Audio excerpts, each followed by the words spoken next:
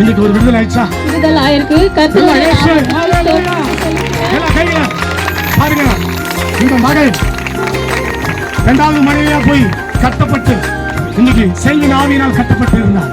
இன்னைக்கு பரிபூர்ணமா விடுதலை ஆகலாம். இந்த எதிரில் அழகழித்து எவ்வளவு பெரிய காரியங்கள் ஆண்டவர் செய்தார்.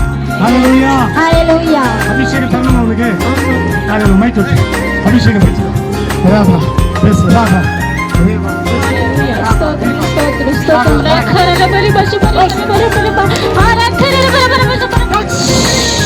அற்புதமானவரே நன்றி ஐயா, அதிசயமானவரே நன்றி